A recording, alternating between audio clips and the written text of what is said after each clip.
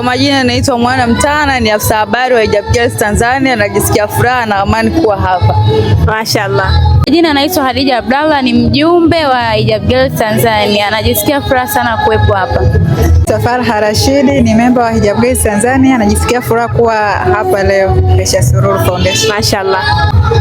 Kwa majina naitwa Halima Abdullahi Ali, ni memba kutoka Hijab Girls Tanzania. Najisikia furaha na amani kuwepo hapa leo. Naizungumzaje tukio la leo na unategemea kuona nini hasa kwa siku ya leo?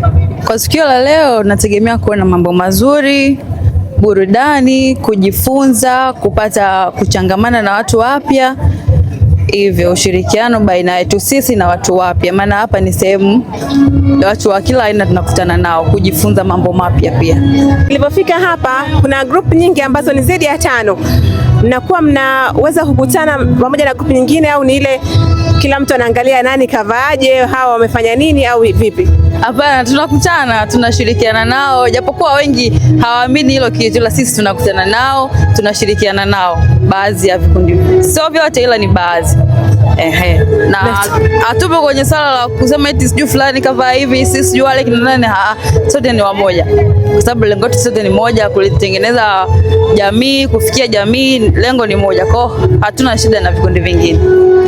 Ni project ya charity kwenda kuona kaya ambazo hazijiwezi, kijiji cha Motomoto mkoani Pwani.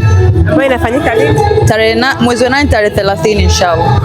Hijab Girls Tanzania, Proud to be Muslim. Hijab Girls Tanzania, Proud to be Muslim. Hijab Girls Tanzania, Proud to be Muslim.